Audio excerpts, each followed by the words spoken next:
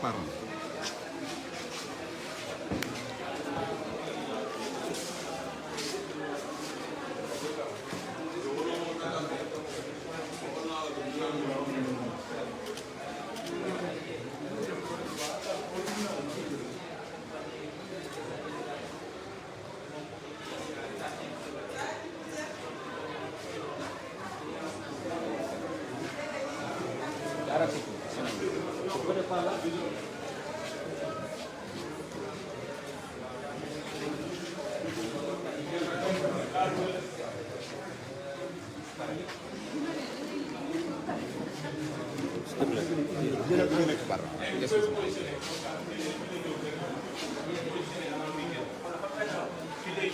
fii lay ñëw waaw da ngeen di positionné.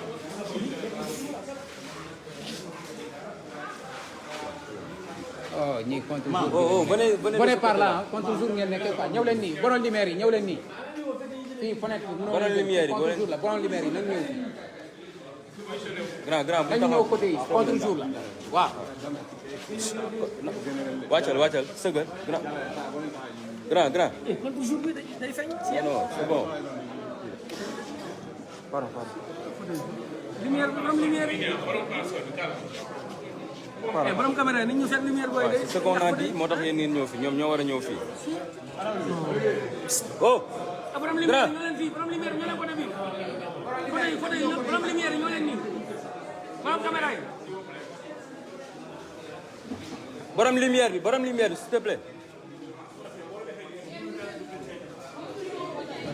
Pros.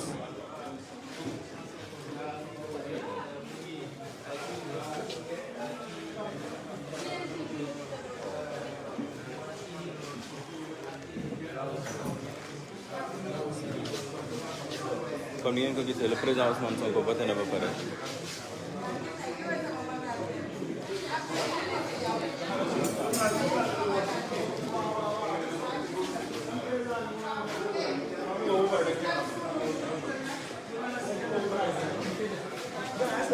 Abdou kaay.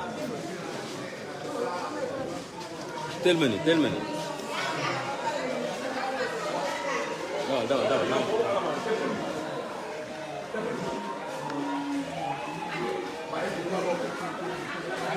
ci la bokk.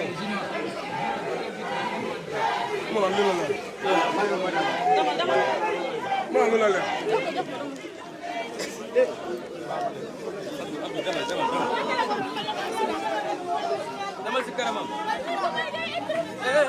may leen ma moo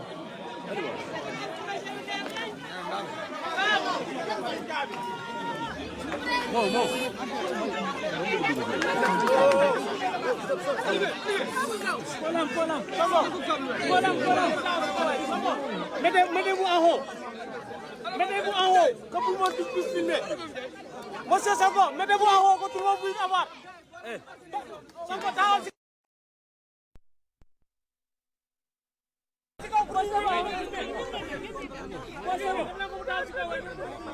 mais arrêtez leen ñu def merci moo na dem ci kaw mais reculez un peu comme ça ngeen mën a jël s'il vous plaît.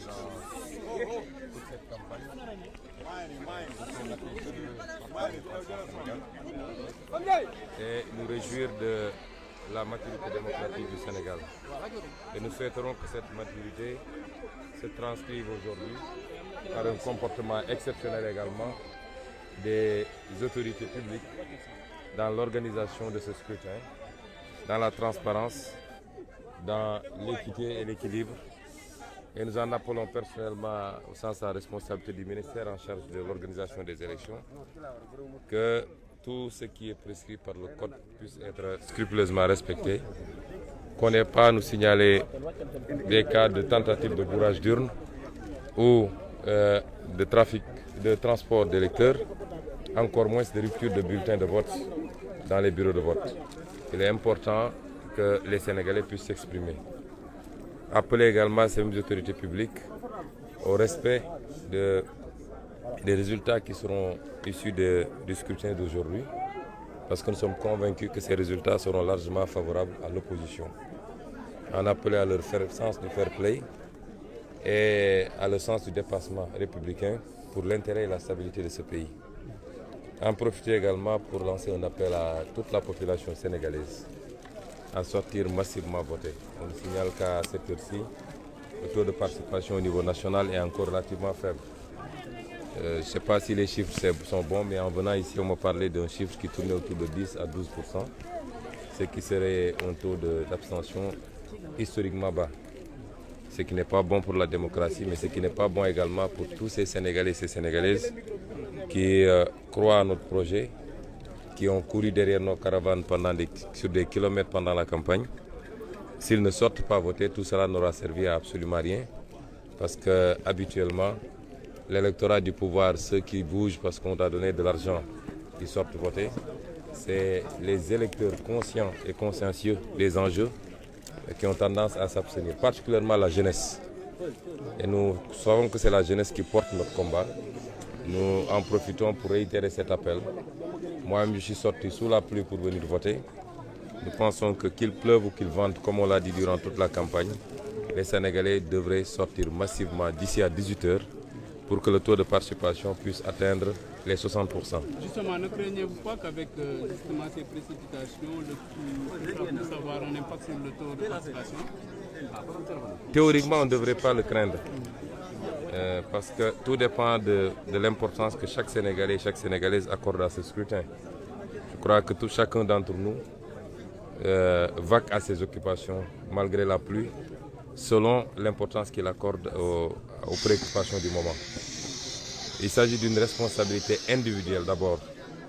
On ne peut pas être dans une situation où on donne l'impression qu'on vote pour quelqu'un ou pour des faveurs de quelqu'un. Moi qui vous parle, je ne suis pas candidat et j'ai battu campagne sur tout le territoire et je suis là pour voter. On ne vote pas pour un candidat, on ne vote pas pour une liste, on vote pour soi-même et par rapport à ses convictions. Et c'est pourquoi je dis que théoriquement, il ne devrait pas avoir à craindre que la pluie, encore qu'il ne pleuve même pas, ça c'est pas des précipitations, que cela puisse occasionner un fort taux d'abstention. Comme je l'ai dit durant toute la campagne, habituellement les Sénégalais ne votent pas beaucoup aux élections locales, aux élections législatives. Ils ont tendance à penser que tout se joue à la présidentielle. Or, l'institution la plus importante, celle qui peut justement réguler la vie démocratique, mais qui peut réguler la gouvernance publique pour éviter toutes les dérives qu'on a connues, c'est l'institution parlementaire. Si elle est mise entre de bonnes mains, elle permet quand même d'équilibrer le pouvoir comme nous l'ont appris les constitutionnalistes. Seul le pouvoir peut freiner le pouvoir, seul le pouvoir peut équilibrer le pouvoir. Et c'est pourquoi nous considérons que c'est la plus importante élection qui nous permettrait premièrement de pouvoir aller vers une gouvernance concertée. Le pays ne sera absolument pas bloqué, mais le président de la République sera obligé d'être beaucoup plus à l'écoute d'autres composantes, de consulter, puisque c'est ces composantes qui vont voter le budget, pour s'accorder sur les priorités des Sénégalais. Est-ce que les priorités des Sénégalais, c'est de baisser le coût de la vie? Est-ce que les priorités des Sénégalais, c'est de créer les conditions de l'emploi pour les jeunes, d'améliorer le plateau médical, l'offre en enseignement supérieur et en éducation? Ou est-ce que les priorités des Sénégalais, c'est de construire de beaux stades, de belles autoroutes, alors que les gens ne mangent pas à leur faim? Tout cela sera débattu quand l'Assemblée nationale sera entre les mains d'une opposition compétente d'abord et responsable. Je crois que nous avons suffisamment démontré en tant que parlementaires que ce qu'on pouvait faire à l'Assemblée. Imaginez maintenant si on avait la majorité, qu'est-ce qu'on aurait fait? Dernière vie signalée, vous avez cette information à Ziguinchor. On a entendu tout à l'heure Guy Marius Sagna parler de nervis. Bien, on n'a que des rumeurs, on attend de voir. De toute façon, celui qui est habitué de ces faits, nous le connaissons tous.